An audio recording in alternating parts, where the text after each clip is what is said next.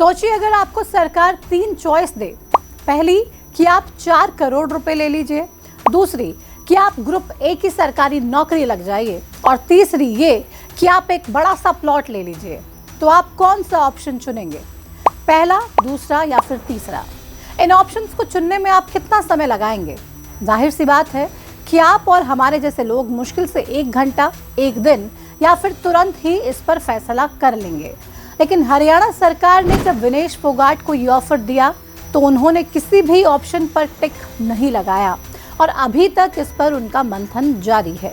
ऐसे में सवाल यह है कि विनेश फोगाट को आखिर क्या चाहिए? क्या उन्हें प्राइज मनी कम लग रही है? क्या वो तीनों चीजों को एक साथ चाहती हैं या फिर बात कुछ और है? आखिर विनेश को इतना सोचना क्यों पड़ रहा है? कहीं इसके पीछे उनके आत्मसम्मान का कोई सवाल तो नहीं, या फिर उन्हें अपने राजनीतिक करियर की चिंता सता रही है? आज की इस वीडियो में हम इन्हीं सवालों के जवाब तलाशेंगे।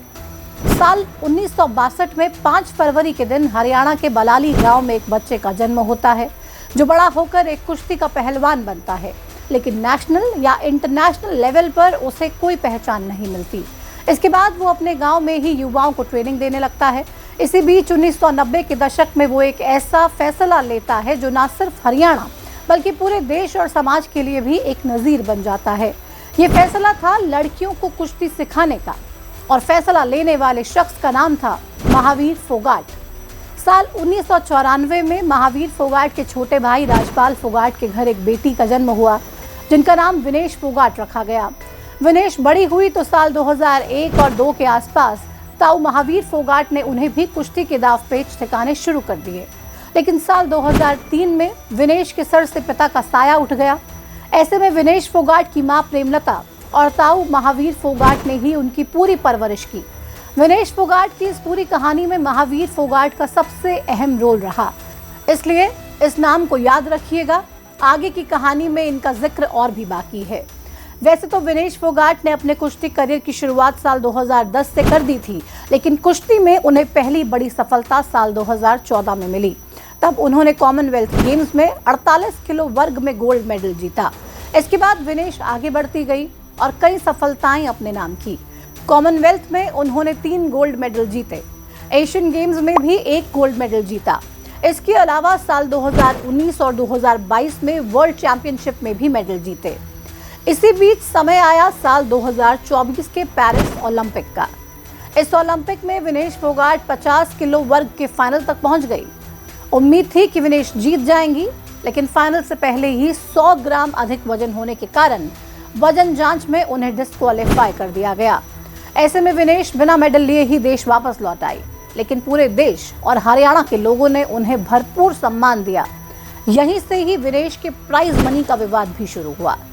पेरिस ओलंपिक के डिस्क्वालिफिकेशन के बाद विनेश ने कुश्ती से संन्यास ले लिया और कहा कि उनके लिए मेडल का अब कोई मतलब नहीं बचा।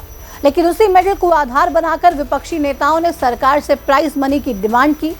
सरकार ने भी उसी समय विनेश को वही सम्मान देने का ऐलान कर दिया जो मेडल लाने वाले खिलाड़ियों को दिया जाता है। लेकिन विधानसभा चुनाव और आचार संहिता के चलते उस समय विनेश को प्राइज मनी नहीं दी गई। चुनाव का समय था तो विपक्ष ने इस मुद्दे को जमकर भुनाया। इसी बीच कुश्ती से अपनी पारी खत्म कर चुकी विनेश फोगाट ने सियासत में अपनी नई पारी की शुरुआत कर ली। उन्होंने विधानसभा चुनाव के दौरान ही 6 सितंबर 2024 को कांग्रेस का हाथ थाम लिया। अब यहाँ सवाल ये था कि विनेश फोगाट ने आखिर कांग्रेस को ही क्यों चुना? दरअसल विनेश के कांग्रेस को चुनने के पीछे की जो मुख्य वजह है उसके तार बीजेपी के दिग्गज नेता बृजभूषण शरण सिंह से जुड़े हैं। बृजभूषण शरण सिंह जब भारतीय कुश्ती महासंघ यानी कि WFI के अध्यक्ष थे तो उन पर कई महिला पहलवानों ने यौन उत्पीड़न के आरोप लगाए। आरोप लगाने वालों में विनेश फोगाट, साक्षी मलिक और बजरंग पूनिया मुख्य भूमिका में थे। इन्हीं आरोपों को लेकर जनवरी 2023 में पहली बार पहलवानों ने दिल्ली में जंतर मंतर पर धरना प्रदर्शन शुरू किया और बृजभूषण की गिरफ्तारी की मांग की।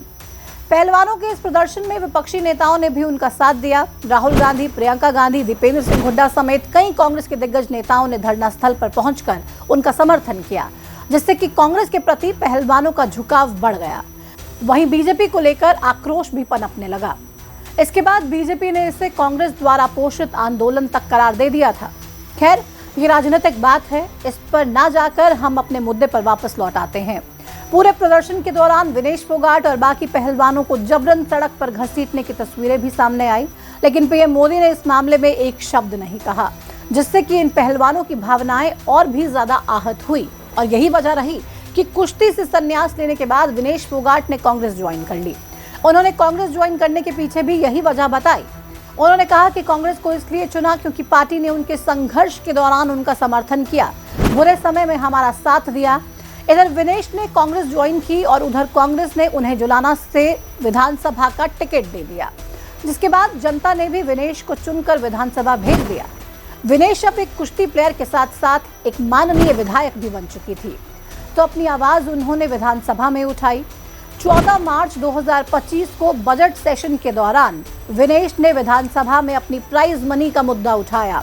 उन्होंने सदन में बोलते हुए पूछा कि उन्हें उनके ओलंपिक प्रदर्शन के लिए उचित सम्मान और लाभ आखिर क्यों नहीं मिला। विनेश के इस बयान के बाद ये मुद्दा फिर से गर्मा गया। इसी बीच 26 मार्च को नायब कैबिनेट की एक महत्वपूर्ण बैठक हुई, जिसमें हरियाणा सरकार ने विनेश फोगाट को उनके ओलंपिक प्रदर्शन के लिए विशेष मान्यता दी। साथ ही मुख्यमंत्री नायब सिंह सैनी ने कैबिनेट बैठक में यह फैसला लिया कि विनेश को ओलंपिक रजत पदक विजेता की तरह लाभ दिए जाएंगे। इसके लिए सरकार ने विनेश को 3 ऑप्शंस दिए। ऑप्शन नंबर 1 4 करोड़ की नगद राशि, ऑप्शन नंबर 2 ग्रुप ए की सरकारी नौकरी, ऑप्शन नंबर 3 हरियाणा शहरी विकास प्राधिकरण यानी कि HSVP के तहत एक प्लॉट। इसके बाद सरकार ने फैसला पूरी तरह से विनेश फोगाट के पाले में डाल दिया और कहा कि विनेश फोगाट ये तय करें कि आखिर उन्हें क्या चाहिए, लेकिन विनेश का अभी तक इस पर कोई जवाब नहीं आया है। इसी बीच पहलवान योगेश्वर दत्त ने विनेश फोगाट को लपेटे में लेते हुए कहा कि जो लोग पहले सरकार की प्राइज मनी को ठुकराने की बात करते थे, ये अब विधानसभा में इसके लिए भीख मांग रहे हैं। योगेश्वर दत्त की इस टिप्पणी ने इस पूरे विवाद को और ज्यादा हवा दे दी, जिससे विनेश फोगाट का मामला फिर से सुर्खियों में आया। अब आते हैं विनेश फोगाट के ताऊ महावीर फोगाट के बयान पर। सरकार ने जब विनेश को ऑफर दिया और ऑप्शन चुनने के लिए कहा, तो महावीर फोगाट ने इसके लिए सरकार की तारीफ की और विनेश फोगाट को नसीहत दी। उन्होंने कहा कि जब सरकार विनेश को मान सम्मान दे रही है, तो उनका भी ये फर्ज बनता है कि सरकार का मान सम्मान करें। इसी के साथ ही महावीर फोगाट ने विनेश को याद दिलाया कि जिस कांग्रेस के वो गीत गा रही हैं, उस कांग्रेस ने उन्हें मैट तक उपलब्ध नहीं करवाया था। कुल मिलाकर विनेश फोगाट की प्राइज मनी को लेकर सियासत और नसीहत का सिलसिला लगातार जारी रहा। लेकिन अब यहाँ सवाल ये है कि क्यों विनेश फोगाट सरकार के दिए विकल्प नहीं चुन पा रही हैं। अगर देखा जाए तो इसके पीछे कई कारण हैं और सबसे बड़ा कारण कोई है तो वो है राजनीति। विनेश अभी कांग्रेस की विधायक हैं, ऐसे में हो सकता है कि वो बीजेपी सरकार से लाभ लेने में हिचकिचा रही हों। इसके अलावा विनेश पहले बीजेपी नेताओं के खिलाफ प्रदर्शन भी कर चुकी हैं, तो जाहिर सी बात है कि फैसला लेने में कुछ समय तो लगेगा ही। बाकी अगर विनेश की प्राइज मनी लेने की इच्छा नहीं होती तो शायद इस मुद्दे को विधानसभा में वो नहीं उठाती। खैर, राजनीतिक मतभेद से इतर आत्मसम्मान भी एक बड़ा कारण हो सकता है, लेकिन जब तक विनेश की कोई प्रतिक्रिया इस पर सामने नहीं आती, तब तक इसे सिर्फ कयास ही समझा जाए। बहरहाल, विनेश फोगाट हमारे देश का गौरव और महिलाओं के लिए एक मिसाल हैं।